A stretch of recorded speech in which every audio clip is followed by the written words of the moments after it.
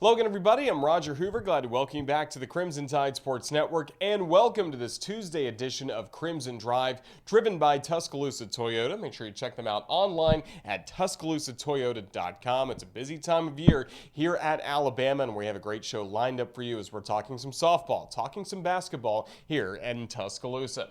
Go ahead and start to look at our headlines for today that are always presented by RJ Young. RJ Young is the official technology solutions provider of Crimson Drive. They provided us with this very interactive smartboard so we can go throughout all the headlines for today's show, starting with what's ahead. And coming up today, we will have Coach's Checklist, as we'll be hearing from the head coach of the Crimson Tide, Kristy Curry. Women's basketball had a great win against Vanderbilt on Sunday in overtime. So we'll talk about that game with Coach Curry. We'll also be joined by Richard Hendricks. He joined me here on the network on Sunday for that ball game in Nashville. Former great men's player at the University of Alabama, in addition to being a terrific pro. He'll give some thoughts as well on Alabama men's basketball. Speaking of men's basketball, we'll be hearing from the head coach of the Crimson Tide, Nate Oats, from last night's edition of Hey Coach, as well as Patrick Murphy, the softball head coach here at the University of Alabama. He gave thoughts on everything that's coming up with Alabama softball as the season is getting ready to begin coming up this weekend. As we continue going through the headlines for today, we'll start with some men's basketball. Again, last Saturday, the Crimson Tide had a hard-fought game, 66-56 to the Kentucky Wildcats. It was a ball game where Alabama was able to play strong defense, holding fifth-ranked Kentucky to only 66 points, but three-pointers, for whatever reason, didn't go in for Alabama. The Tide went 3 for 30 from beyond the arc. We'll hear Nate Oats, what he had to think about that, as well as Richard Hendricks coming up in just a bit, as Charles Bediako led the way with 15 points. You'll also hear Richard talk about the play of Charles Bediako in that game for Alabama. Now, coming up next for the Crimson Tide, a road trip to Oxford to take on the Ole Miss Rebels at 7:30 on Wednesday night. Our radio coverage tomorrow will begin at 6:30 on the network. And again, we'll be hearing from Coach Oats in just a bit with our Hey Coach replay. Now, in women's basketball, thrilling time in Nashville. Overtime, it took overtime on Sunday, but Alabama got the win against the Vanderbilt Commodores, 77-71. Now the Crimson Tide have won 7 straight games against Vanderbilt, so a very impressive winning streak for Kristy Curry and the Crimson Tide in women's basketball against Vandy. Coming up on Sunday, it'll be the Kentucky Wildcats at 1 o'clock at home at Coleman Coliseum. And yes, I'm going to make an extra effort to mention it is Sunday at 1 o'clock. The Super Bowl's not till way later in the evening, so you got plenty of time to come on down to Coleman and enjoy women's basketball with us before the Super Bowl between the Bengals and the Rams. And coming up, we'll hear from Coach Curry with Coach's Checklist following the Vanderbilt game. Also, softball, again, the season starting for the Crimson Tide in Tucson, Arizona. The Mike Kendrea Classic. Legendary coach Mike Kendrea just retired for Arizona softball. Now they have a season-opening tournament in his honor, and the Crimson Tide will get to face Arizona along with Southern Utah, Oregon State, and New Mexico all this weekend. We got some good news from the SEC yesterday as preseason All-SEC team was introduced, and Montana Fouts and Kaylee Tao are on that team representing Alabama, and you'll hear from head coach Patrick Murphy coming up in just a bit to get all of his thoughts on what's ahead this season for Alabama. A couple of other notes wanted to pass along. The gymnastics team had a win against Western Michigan and North Carolina in a tri-meet this past Friday, so roll tide to Dana Duckworth and the Crimson Tide for scoring a season high 197.875. Remember, gymnastics is all about the scoring. You want to keep building as the season goes along. Her team is certainly doing that, so we can't wait to see what's next for Alabama gymnastics coming up on Friday as they host the Power of Pink meet against rival Georgia. Then the baseball team practice continues this week at Sewell Thomas Stadium. It's open to the public, and we're certainly looking forward to the start of baseball season next Friday, February 18th against the Xavier Musketeers. Should be a great time here in Tuscaloosa. So those are a look at the headlines for today's show, and now we'll start to get into some of our content for today, and we will start in Nashville, Tennessee on Sunday. Alabama, an overtime winner against the Vanderbilt Commodores. Here's a look at what Kristy Curry had to say after a terrific win for Alabama against Vanderbilt. Just really proud. Road wins are difficult in this league. I thought we showed tremendous resiliency and toughness down the stretch. We're able to make a few more plays, able to get to the free throw line and convert. And just loved, again, just the resiliency and character and toughness down the stretch with making plays on both sides of the ball. So happy for our kids. Just ready to, continue to get better every day. We got better today, and that's our focus each and every day, get a little bit better. I thought we did a better job of coming out and being more aggressive and not allowing the zone to get set. When you can get stops and push in transition and not allow the defense to get set, I thought we did a much better job of ball reversal, getting the ball to the high post, playing off 2 feet. We're able to get some looks. But again, at halftime, we felt like 2 things were really affecting us. That was the 8 offensive rebounds and the 9 turnovers.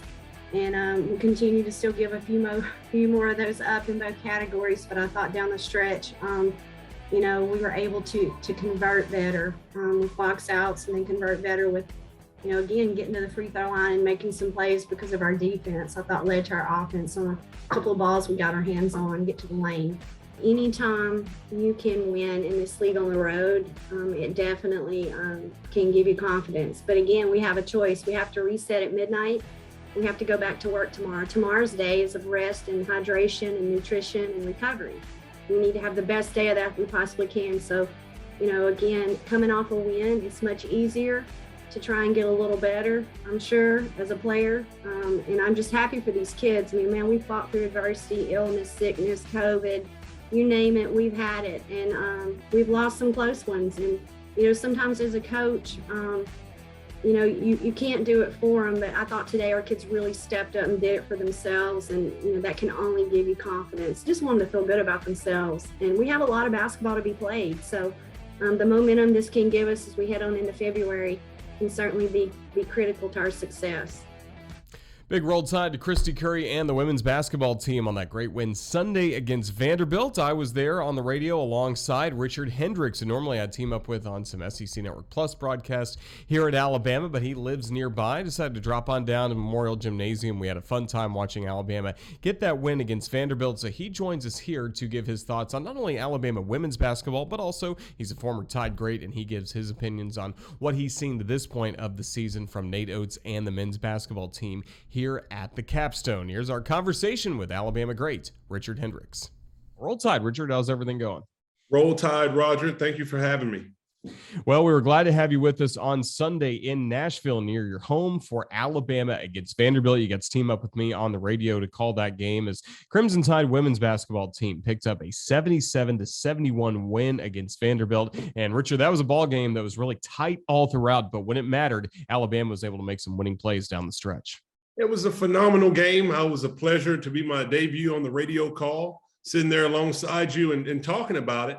But it was a great game. Alabama played very, very well from the opening tip all the way to the end. It was a complete 45-minute effort by the Tide, and they were able to pull it out with some clutch performance in the end in the overtime period. But it was neck and neck the entire way. Great game. Crimson Tide were able to make some shots both in the paint from beyond the arc as well. We're kind of used to seeing that. We're also starting to get used to really scrappy defense by Alabama, and I'm sure you've got to love watching the play of Jemiah Mingo-Young because she's always around the ball, it seems like. Yeah, I think she's the leader of the ball club when it comes from the defensive end. Her intensity that she brings night in, night out, it's contagious. The rest of the players pick up on it. And not just Jemiah Mingo-Young in this particular Vanderbilt game, but Megan Abrams seemed to really, really pick up her play. Coming off a 1-for-10 shooting performance against South Carolina, it was clear that there was a sense of urgency that she needed from the defensive end to spark the offensive play. And she was able to put together a complete game. And, her and the rest of the whole roster, just defensive intensity. There were several tie-ups and jump balls throughout the course of the game. And that was the type of attitude that it takes for them to be a contending and winning team. And also for the Crimson Tide, good leadership by the point guard, Hannah Barber. She was able to knock down a couple of key three-pointers. Just when you've watched her all throughout the season, what have you liked about the way she's run Alabama's offense? Well, she's very poised. She's a sure ball handler. She has really good fundamentals, dribble with her head up. She doesn't do anything to avoid traps and delivers the ball on time and on target to her scorers. She has some really good dynamic guard plays and scores around her with Megan Abrams and Brittany Davis, Jemiah Mingo-Young, and she complements them very, very well. In recent games, particularly in Vanderbilt, Vanderbilt really respected her shooting touch from outside. They know that she has a really good shooting percentage from three-point and, has a streak where she has knocked down many three-pointers throughout the season in every single game, shooting 42% from three. They made sure to shadow her everywhere she went, and you could feel her presence on the court all night long. and she was still able to score. Same can be said for Brittany Davis with what she's been able to do and starting to find that consistency, it seems, at this point in the season. And Richard, I know that can be really hard to do in SEC play, but Brittany Davis is starting to do that. It is. And, Brittany Davis is a tremendous scorer and tremendous athlete and very intelligent ball player. Of all of the games they played, 22 games on the season, I believe she's only had 2 games where she has not scored in double figures. And one of those games, she scored 9 in a win against Chattanooga. So she's a volume shooter. She's not afraid. She doesn't see any shots that she doesn't like, but, she can definitely tee it up from the outside, and she has an array of moves. The crossover from right to left is their patented move. She likes to set you up and cross over and take it all the way to the basket. She can get out and run in transition, but they go as she goes, and she definitely brings the energy and the attitude from the offensive stand because she has a scoring mentality and she's aggressive. It's all gas, no brakes. All gas, no breaks for her indeed. And as Richard, we start to go through the next few games for Alabama, no game coming up on Thursday to try to get right for Sunday against Kentucky, and then next Thursday against Tennessee. Just what's going to be important for this group to try and maintain the style of play they had on Sunday against Vanderbilt? Well, I'll tell you what, there's nothing better than getting a road win in the SEC and going on the road in a tough environment like Vanderbilt in Nashville and coming up with a road win. It gives you the confidence that you need moving forward. They'll have some important games coming up soon. Obviously, you see Tennessee looming in the next couple of weeks at home in Coleman Coliseum, a top 10, top 5 team that's towards the top of the standings in the SEC. They have seemed to slip a little bit in recent play, but nonetheless, it's Tennessee. The historic program, that they're going to be ready to play. They will have some people that will travel to bring into Coleman Coliseum. So it's going to be important for Alabama for these next games coming up to ride the momentum and ride the mentality that they had against Vanderbilt. They seem to play with so much synergy. They played together. They fought. They fought for every loose ball. It was a tie-up. And more than anything, they played a complete basketball game from the tip all the way until the end. The first play of the game from jump ball almost resulted in a tie-up. That's the type of attitude that you want to see from your ball club, that they see that they're ready to play from the opening tip, and they closed out the game with clutch free throws and confidence and very, very poised in the final seconds of the game against a scrappy Vanderbilt club. So again, that was a fun Sunday afternoon in Nashville as Alabama got an overtime win against Vanderbilt. And Richard, let's shift gears now to the men's basketball team. You called some Alabama men's games earlier this season on SEC Network Plus, and this last stretch for Alabama has been as difficult as any team college basketball has faced in over a decade. 3 straight games against 3 top 5 opponents. Beat Baylor, the defending national champion, had a loss at Auburn, then a loss last time out on Saturday against Kentucky in Tuscaloosa. Just what do you make of this 3-game stretch and what Alabama maybe learned about themselves over the last 3 games? Well, Alabama is a very talented team, particularly from the guard position. And I think they've learned that obviously when the guards have it going, they can beat anyone in the country. But obviously, when you're playing against a tough team, Kentucky's a really talented team. Coach Calipari is obviously a national championship coach. They've been to Final Fours. They're battle tested. And just from a standpoint, from the pressure that you have for playing for such a prestigious organization, they know that they have pressure to try to win in tough environments. Alabama had an opportunity to get a big-time home win, but came up short. A lot of that has to do with just the talent that Kentucky has. Kentucky's length gave Alabama problems. Their interior strength with Oscar Tshiebwe being such a force on the offensive glass and defensive glass, giving this team multiple looks at it. It gave Alabama some problems, but what Alabama's going to have to do is realize where their strength is, and where their strength is going to rely on their guard play. They have to be who they are. It's the middle of the season towards the end. You cannot change who you are. You have to embrace it, but more than anything, there's going to have to be an attitude adjustment that has to be made. You have to answer the bell. You have to realize that the time to do it is now. Every single game matters. Every possession matters, and it's got to be led from the guard position. And hopefully I'd love to see the guys step up. They have some important games coming up soon. They beat some top teams in the country, but they're going to need a tremendous effort to close out the SEC slate if they want to have a chance to get to the NCAA tournament, get a favorable seeding, and continue to build on what they built on last season.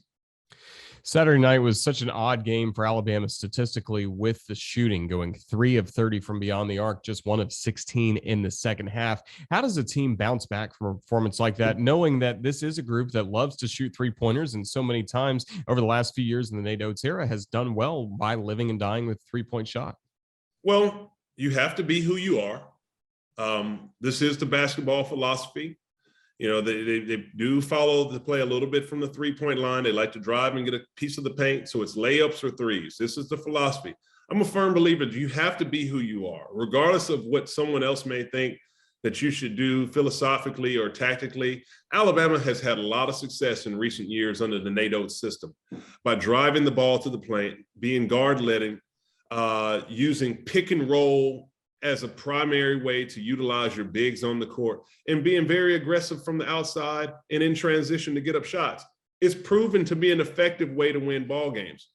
But obviously, when you have a game where you shoot, I believe, 3 from 33 from 3 against Kentucky, there becomes to be glaring issues. What's the problem? Why can't you do a better job? Well, you just have to get in the gym.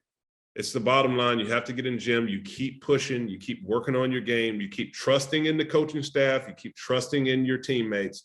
And everything will come back to what it really is. You see that you can beat the top teams in the country. You've already beaten 3 teams that participated in last year's Final Four, in Baylor, Gonzaga, and Houston. If you can continue to take that momentum that you gained from those games and put it all together and finish strong, Alabama is still a force to be reckoned with. When we were joined on Hey Coach by Nate Oats last night, he really praised the play of Charles Bediako in the last game, especially matched up against Oscar Tshiebwe, one of the best post players and best players overall in the nation. Just from your vantage point and being a former forward and a post player, what have you liked about Charles Bediako? How have you seen him grow from some of those early games in the season you and I did on SEC Network to where he is now? Well, I've been, as you said, a former big man. I love to watch post play, but I have to admit, the style of big men in post play is no longer what it was. 15 years ago, when I was playing at the University of Alabama, big men established position in the paint. You got big, you demanded the ball, you played inside out by way of giving the ball to the big, and you imposed your will on the team.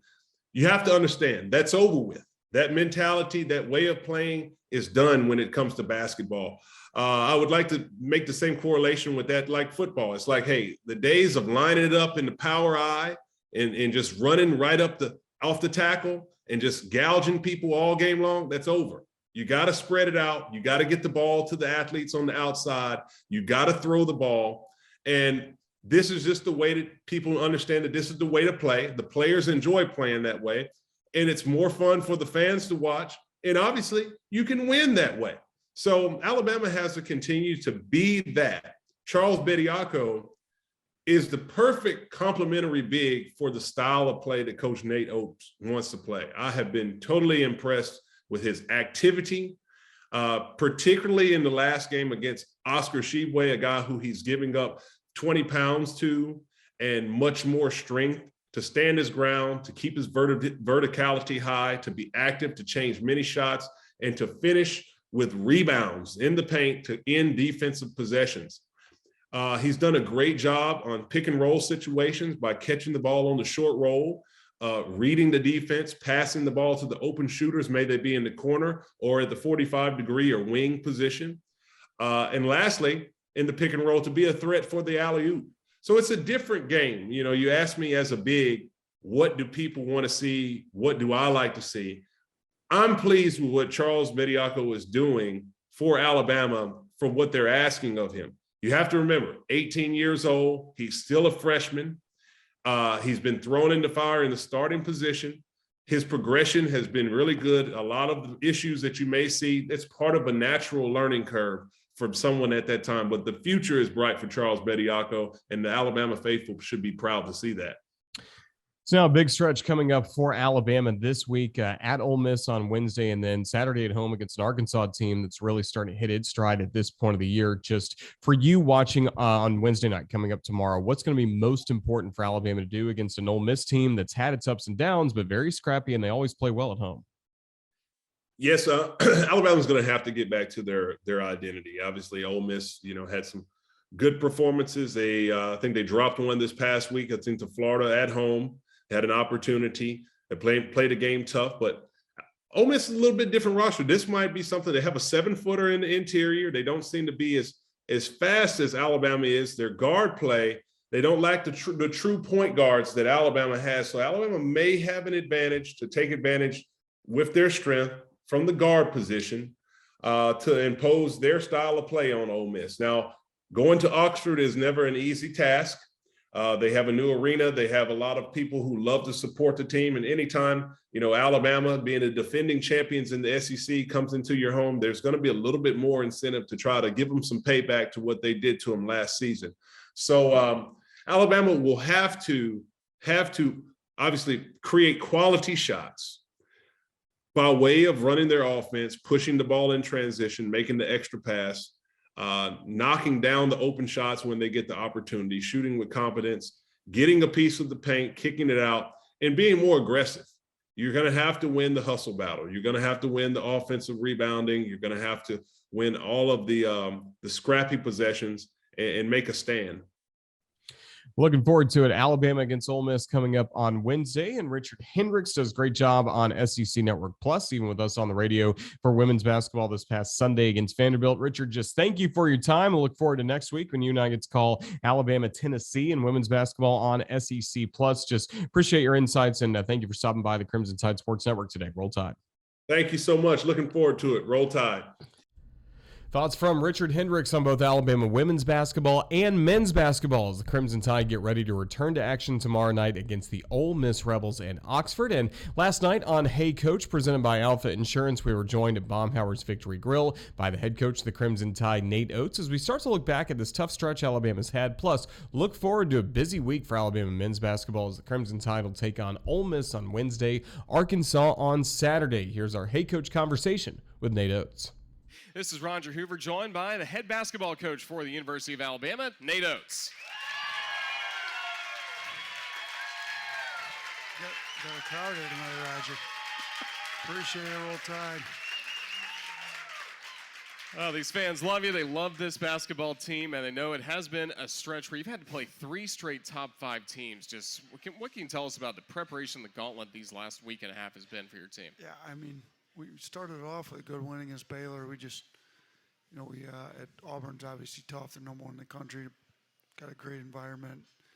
We were in that game for a while. It was close there in the middle of the second half. We just kind of ran out of juice and couldn't get it. But and then we played at home against Kentucky and couldn't buy a bucket. We shot 3 of 30 from 3, which that's not typical. We struggled a little bit this year shooting the ball.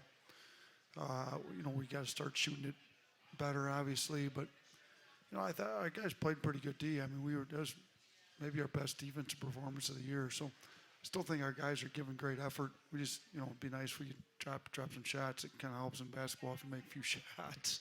So I think the stretch of 3 games, it's going to make you better. And our defense definitely got better as the 3 games went on. Now we've got to finish up conference play strong. We got 4 weeks left until SEC play starts. So got to continue to improve our defense, and then shooting. We made a big point of emphasis on shooting. We kind of made practice separate, and then got guys in the gym with assistants outside of practice to get a bunch of shots up. And today looked good. We'll get some shots up at Ole Miss tomorrow night. After we get there, hopefully we shoot the ball a little bit better here moving forward.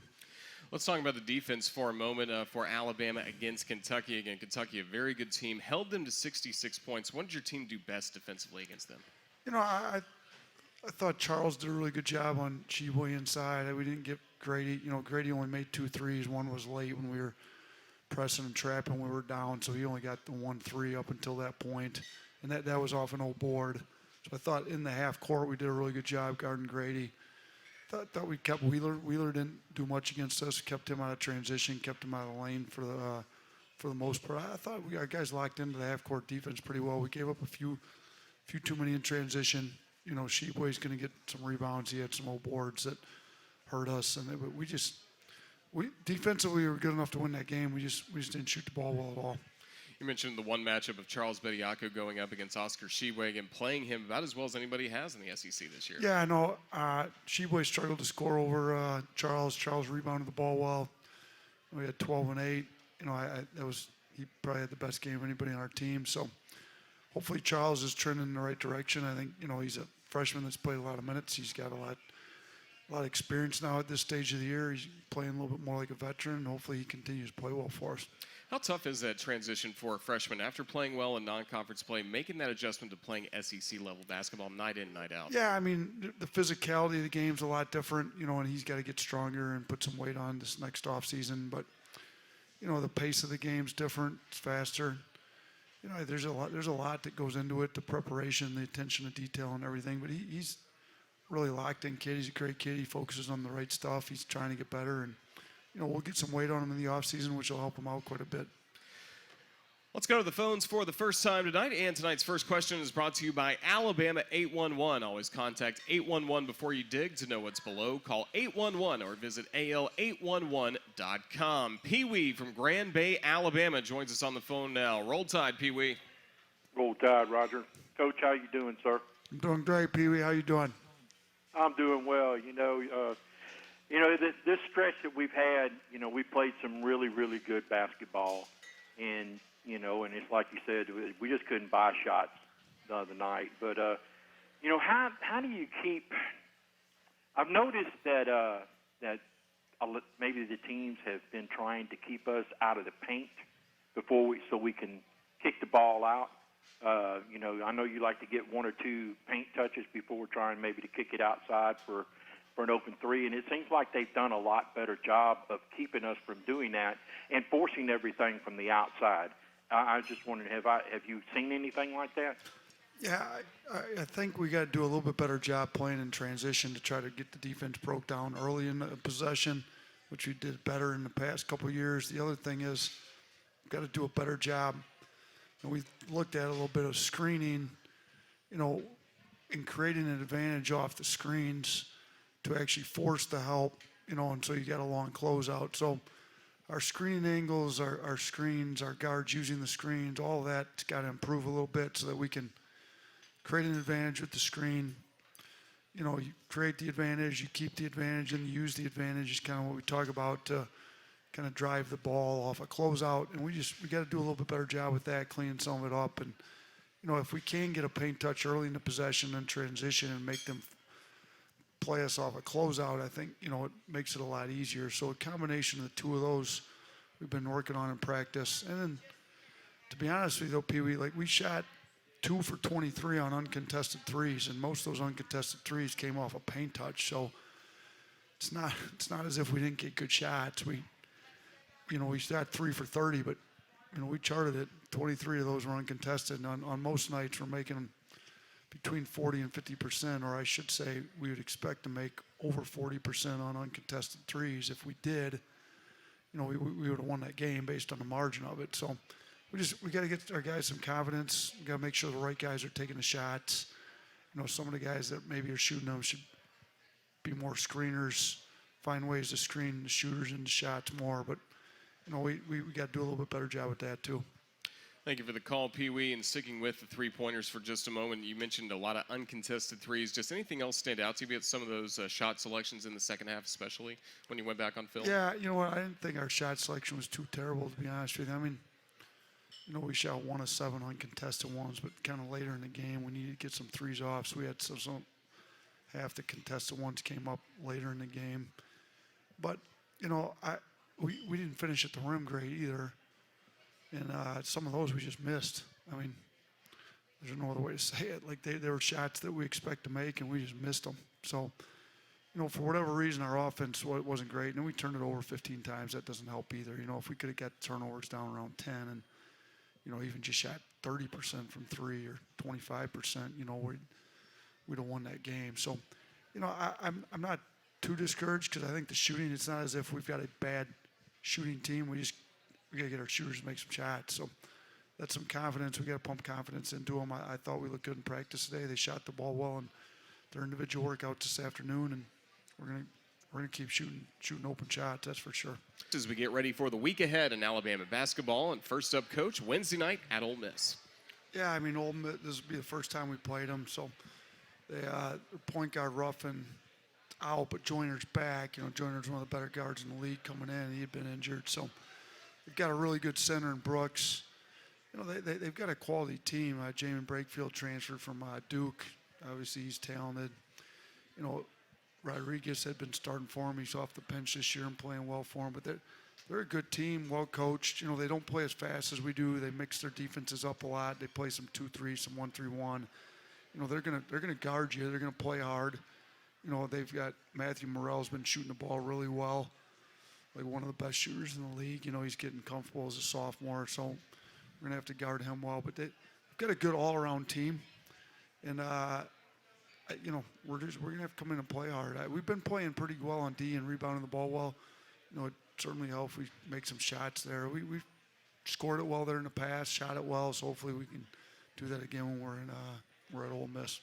And going back on the road, what's the kind of energy, what's the kind of effort you need to see right from the start from your basketball team? Yeah, it's got to be. It starts on the defensive end. We got to get some stops. We got to get some rebounds so we can run out. I think the offense comes easier when we get out in transition out of the gate. It's a lot easier playing transition off stops, rebounds, steals, than it is taking the ball out of the net. So I thought we had a great start against Kentucky. We got up 9-1. They had to call timeout, and we just couldn't sustain it. I think part of it obviously was us not making shots, and then you got to be able to score to stay ahead of them. But then I thought some of that guys let the missed shots affect their effort a little bit. We just got to, at Ole Miss, I've told our guys, I don't really care whether you're 0 for 3, 1 for 10, whatever it is. We just got to play hard. If we just play hard, and just give us everything you got on the defensive end, I just think everything's going to fall in place and work out for itself because I think we've got enough guys. And then we got to play for each other.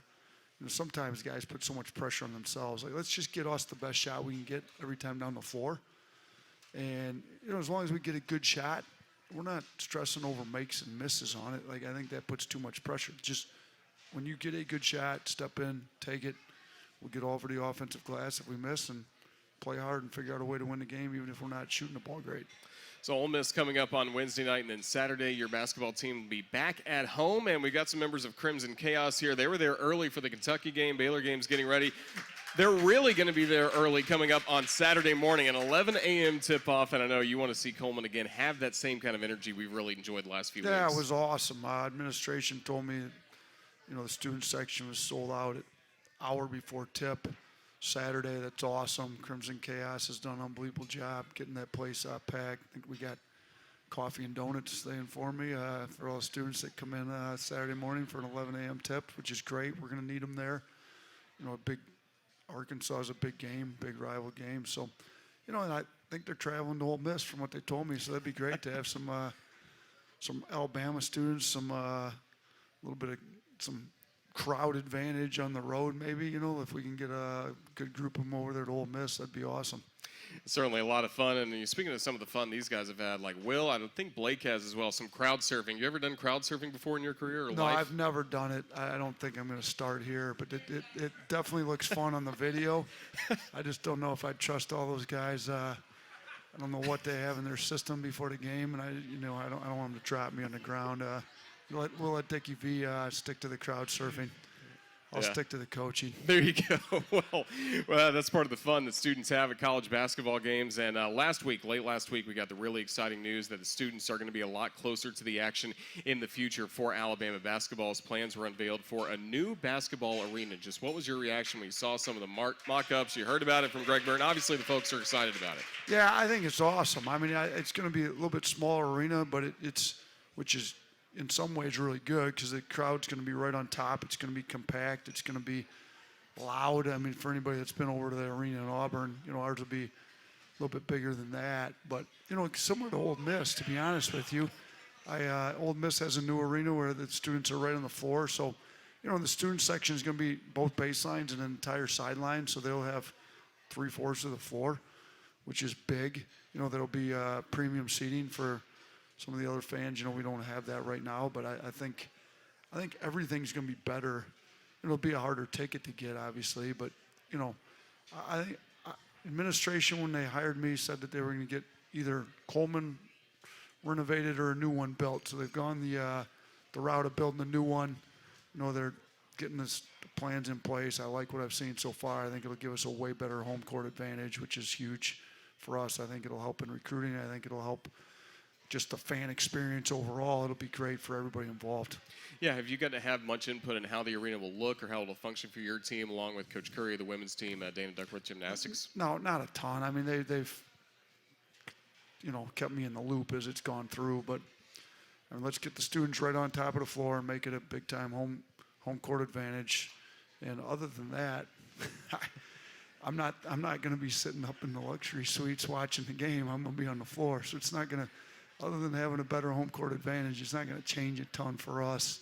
It'll be different. Our offices will still be at Coleman. Our practice gym will still be there, so we'll have to go over there for the games, which should be a little bit different. But that's common to a lot of places in college sports. So, I'm excited. I mean, I don't know when they're going to start breaking ground, but I think it's going to be fairly soon. I mean, they're not doing this to prolong it, years and years and years. Hopefully here in the near future, hopefully some of the kids we're recruiting right now that we're talking to are going to play in that arena in the near future. We can show them, what it's going to look like, and that'll get them fired up. It's really exciting news for the future of Alabama basketball. And I know for you, again, you're focused on this week, on the road at Ole Miss on Wednesday and then back home on Saturday against the Arkansas Razorbacks. And just before we let you go, again, a few key things you're really looking for from the jump at Ole Miss coming up on Wednesday. Yeah, I mean, I don't think we can let Ole Miss's switching defenses slow us down and get us less aggressive. We got to attack the zone. We got to get the ball moving. Our defensive energy's got to be there from the tip, and it's got to stay there for the full 40 minutes. We've been doing a good job rebounding the ball. We got to continue to do that, especially if we're not shooting it well. We got to go get some offensive rebounds and get some second chance points and put it in. But really, just are the guys locked into playing hard, playing the right way, no matter whether shots go in or not? Let's just keep taking great shots. We keep taking great shots. They're going to start falling for us here pretty quick. Coach Oats, thank you for joining us tonight. Roll Tide. Roll Tide. Appreciate it. Head coach of the Crimson Tide men's basketball team, Nate Oats, joining us on Hey Coach last night as we were joined by Coach Oats at the restaurant. And that was the second interview we had on the show last night. And the first one was the softball coach for Alabama, Patrick Murphy. As he came in, you'll hear in just a moment that great ovation that Coach Oats had at the beginning of our conversation. A lot of that was set up by Coach Murphy, as you'll see coming up in just a minute, because the restaurant was packed last night with Alabama fans, yes, but also with members of the walk-off club. Softball boosters really enjoyed coming out and hearing from Coach Murphy, because later this week, the Crimson Tide softball team will be in Arizona to begin the 2022 season. Alabama's picked to win the SEC right now, preseason number 2. So this was the perfect time to catch up with Coach Patrick Murphy for the very first time this season on the Crimson Tide Sports Network and on Hey Coach. Roll Tide, Murph. Hey, Roll Tide. This crowd here is incredible. And I know you guys are going to do me a huge favor. I got one favor for tonight. Okay, are you guys all the Chaos guys? Okay, thanks for being here. And I got a bunch of great friends, Booster Club members. Emily Pitek, the best fan of college softball, is in the house. But I want you to do this for me. When Nate Oats sits down next to Roger, I want you to give him the biggest ovation you've ever given a coach, because he's gone through a lot the last a little bit, okay? And I want you to make him feel like $1 million when he sits down, okay? And he should have the biggest smile on his face when the ovation is ending, okay? Do that for me. This group can do it. Yeah, I believe it. Certainly love that. As again, the restaurant right now, for those listening on radio, watching our live stream on Facebook, it is packed with Alabama fans. It's packed with Alabama softball fans, and that's what we're expecting at Rhodes Stadium this season. More tickets keep getting sold. Season ticket record broken today. 3,200 over that number sold, and it's going to keep climbing, Murph. Yeah, it's incredible. And hey, everybody, the MVP is in the house right over here. Beverly Chandler is our ticket person. Yes. She has done a tremendous job for years. I think she's been at Alabama for 17 years, and she's been at every home game, I think, in those 17 years. But just thank you. If I know a lot of you have bought a season ticket. She gave me the name of the gentleman that bought 3,200, and Jaden Spencer, who's in the house too, my new director of ops, we gave that gentleman a call. And I think he was shocked to hear from me, and he didn't know why I was calling, but it was a good conversation. He has a son that's a sophomore at Alabama, and he bought 2 season tickets for him and his son to come watch softball games. So it's just incredible to think about, over 3,200 season tickets. The place only seats 4,000. So there are tickets available if you're listening or watching. So if you want to come to a game next weekend, there'll be about 800 left to buy. And I would suggest, if you want to come to a midweek or a weekend, to buy that ticket on a Monday, because by the time Friday rolls around, it's probably going to be sold out. And last year, talking about Rhodes Stadium, you got to see it from early in the season, around this time when it started. Not too many fans were allowed inside the ballpark. Then it just grew due to the COVID protocols all throughout the spring until it came really alive in the SEC tournament. And you look at regionals, super regionals, that had to illustrate how special softball is here. Oh, absolutely. And, and we're just getting this reputation of, especially during NCAA play, that this is like you do not want to go to Tuscaloosa when the pairings come up on NCAA Selection Sunday. And, I felt bad for Clemson, who was the ACC champion, and, we couldn't believe it. They couldn't believe it. And they get sent to the Rhodes House, and just incredible atmosphere that whole weekend. Obviously, the next weekend with Kentucky coming in and super regionals, it was the same thing. And, I think the team felt during the SEC tournament, I think we were up to 50%, and then full capacity on regionals and super regionals. But the crowd is the difference for us. And, we win at about a 93% rate at home. And, one of the things that I can't stand in coaching softball is when we get a sold-out crowd and we lose, I'm depressed for like a week because I feel like I let you guys down. And, thank God we win at 93%, or I'd be on some medicine right now. But it's just, we want to send people home happy.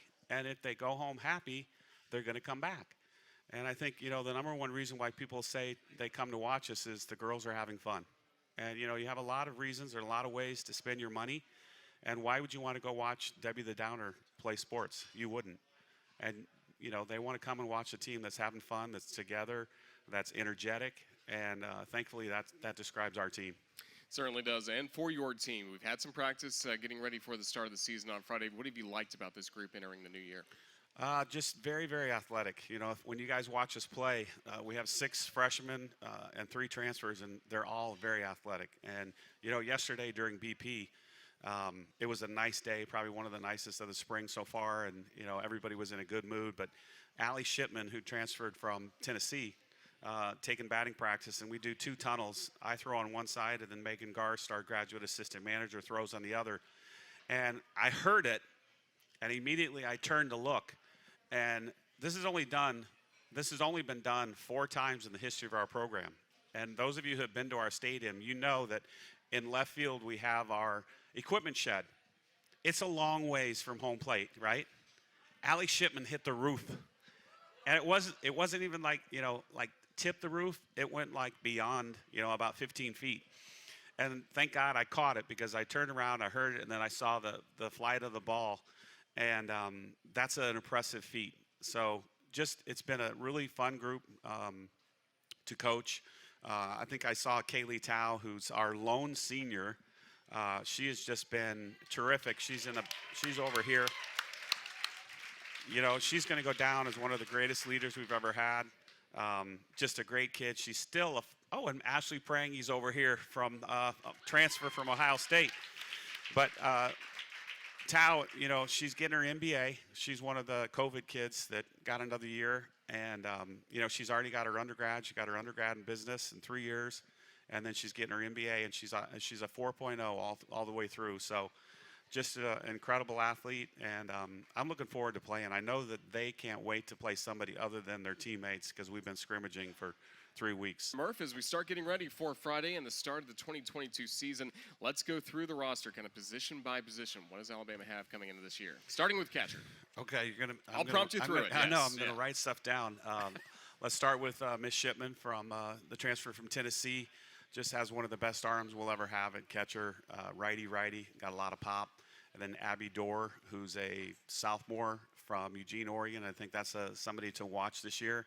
She's been hitting the ball extremely hard, throws right, hits left. She kind of tweaked her knee in practice the other day, so we'll be able to hit. I'm not sure if she'll be able to catch this weekend, but she's going to do great things for us. And then the third catcher is Aubrey Barnhart, a young lady from Tennessee, the Tennessee Player of the Year, throws right, hits left. Very, very good offense, a lot of pop. She could play first, third, catcher. So, and then a young lady, KJ Haney from Georgia. So we've got really good depth everywhere, and especially at catcher, because that seems like a spot that we haven't in the past. And, like Bailey Hemphill and Reagan Dykes, and we've had some really, really good catchers, but we needed some depth there. How about in the infield, starting at first base? Well, we got to start with Miss Tao at first base, and she's a three-time All-American, and you can't be a four-time if you're not a three-time, right? That's right. So she's done it the right way. She's just been killing the ball. She was our most consistent hitter in the fall, and then she's picked up again in the spring. And we do a drill called smoke the middle. And if you hear me say smoke it in a game, that means hit the ball on a line to center field. And to me, you make your money as a hitter going up the middle. And she's one of the best we've ever had. I don't know how she does it, but usually the first or second pitch off of me, she hits it about 6 feet off the ground, 228 feet straight away center, and it just skims the top of the wall, which it's hard to do because there's no hook or slice. And if you're a golfer, you know what hook or slice is. Same thing with a softball player. If you don't hook it or slice it, you have connected with it, and she does it all the time. It's amazing to watch. But first base, again, we have Aubrey could play it, Abby could play it, Allie Shipman could play it. So we just have a lot of people. Ashley Prangy could play it. We've had a bunch of people over there just in case. Second base, we have a freshman from Georgia, the Georgia High School Player of the Year, Megan Bloodworth. We have Prangy, we have Bailey Dowling, just a lot of Callie Hevlin, Michigan Player of the Year, our first kid ever from Michigan. Has a lot of pop in her bat, very, very athletic, righty. Shortstop, go with Dowling again. She was leading the team in hitting and home runs and RBIs before she tore her ACL last year in March. And she's back. She's 100%. She's made 2 plays up the middle against one of her teammates both days, actually. And she did a little 360 and turned and threw her out at first base. And not many kids can make that play. Just a very, very athletic kid. A lot of pop. And then Hevlin, Bloodworth, Prangy. Third base, you start over. Ashley Prangy. She's our transfer from Ohio State. Again, righty, lots of pop, very athletic. She could play any position in the infield, and we love that. Abby Dorr, Megan Bloodworth. Hevlin actually plays a little third. So there's a lot of options. And then in the outfield, we basically have 6 kids. The returnee and we lost our entire outfield. And thank God that Allison Habits is the best outfield coach in the country, because it was, we lost some really, really good kids. But Jenna Johnson played a lot. She's going to be our leadoff. I told her after the scrimmage yesterday, so you guys get a scoop. She's earned it. That position to me is huge in our lineup. And, we always say tradition never graduates. And that means that whether it's Kayla Breaux, Brittany Rogers, Haley McClinney, whoever it is, Jennifer Fenton, the next kid up becomes the next really good leadoff. And hopefully that's going to be Jenna Johnson. And then we have another young lady from Georgia, Dallas Goodnight. We have a Tuscaloosa native, and her dad is sitting right here, Kat Grill, who's just done tremendous things. She really reminds me of Chandler Dare, and she's just one of the hardest workers. She doesn't say much, which I really like as a coach. She's low maintenance, just does her job, and the moments aren't big for her, which is really crazy because she got into some tough spots last year, and the whole team was like, dang, Kat, you look like you're a senior. And that's what we like in a player, that just, it doesn't overwhelm her. Jordan Stevens, a freshman from Florida, is another kid that's improved so much. McKay Gidley, another kid from Tuscaloosa. So we've got really good athletes everywhere on the field. And, and Savannah Woodard, a kid that could play anywhere in the infield. But we've also kind of moved her to the outfield to see what she could do. She throws right, hits left. Triple threat. So athletes all over. We've got 6 green light girls. Tao thinks she's a green light girl, but she's not yet. We call her a yellow light girl because she's not going to get the green light.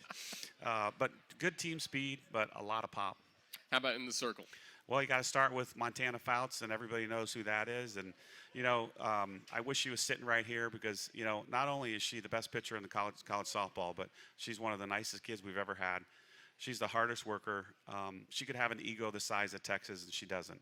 And I think that's why her teammates love to play behind her, because she's just humble, hardworking, just a great teammate, and that rubs off on our pitching staff. The other kid that I think you really, really need to watch for this year is Lexi Kilfoil. She's a sophomore from Tampa, Florida. Another 6'2". We're going to call those two the Twin Towers. She has been dynamic in preseason practices. And the other thing I like about her, Roger, is she also hits. So she's kind of a Jackie Traina, Stefan Brakel young lady, and she's got a lot of pop as well.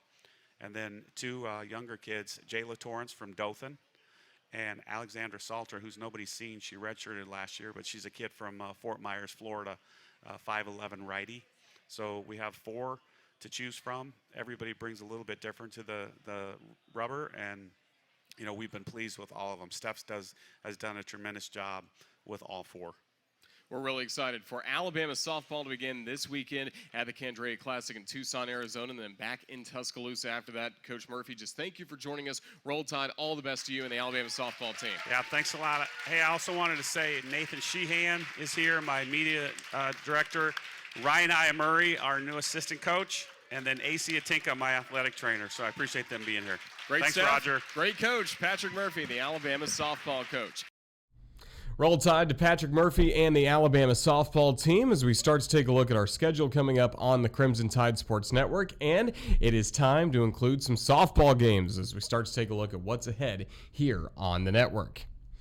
Well, of course, tomorrow it'll be busy because in the afternoon I'll be joined at 2 o'clock live right back here on the CTSN Facebook page for a new edition of Greg Byrne Live, and we've got a lot to talk about with the Director of Athletics for the University of Alabama, talking about the new basketball arena, also some beer and wine sales coming to Coleman Coliseum. You'll get the scoop from Greg Byrne coming up live right back here tomorrow on our Facebook page, and then later on that evening it's the Crimson Tide on the road against the Ole Miss Rebels. 7:30 tip-off, and our airtime will be at 6:30 p.m. across the network. Thursday, we'll be back with another edition of Crimson Drive at 2 p.m. Please note we do not have a women's basketball game coming up this Thursday like we typically do, as Kristy Curry's team has an open date for Thursday night. Friday, I mentioned softball. It's time for softball. It's Alabama against Southern Utah at 2 p.m. Central in Tucson, Arizona, as we'll have Tom Canterbury, Gray Robertson on the call coming up all weekend for their games, including on Saturday against Oregon State and Arizona. Don't forget men's basketball at home on Saturday morning, 11 a.m. start time for that game, 10 a.m. airtime coming up for Alabama against Arkansas. And then Sunday, women's basketball will close out the week with a 2 o'clock tip-off as the Alabama will be at home, or 1 o'clock actually, coming up at home against the Kentucky Wildcats. So we look forward to that, plus softball closing out their trip to Tucson to play in the Candrea Classic. That's going to wrap up this very busy Tuesday edition of Crimson Drive, driven by Tuscaloosa Toyota. Make sure you check them out online at TuscaloosaToyota.com. We'll be back again with another edition of the show coming up on Thursday. I'm really excited about that show because we know we'll be joined by Aaron Routliff, a Alabama tennis alum who's doing some great things in the professional tennis world. We'll take a look back at the men's game tomorrow night going up against Ole Miss, and Greg Byrne's conversation. So much coming up on the next edition of Crimson Drive, driven by Tuscaloosa Toyota at 2 p.m. So make sure you join us right back here on Thursday at 2 o'clock. And don't forget tomorrow with Greg Byrne at 2 p.m. as well. Thanks to Ethan Carabin for putting this show together. Special thanks as well to Richard Hendricks joining us on this edition of Crimson Drive, plus the great conversations we had last night with Nate Oats and Patrick Murphy. For everybody with Crimson Tide Sports Network, this is Roger Hoover saying thank you for watching. Good afternoon and Roll Tide.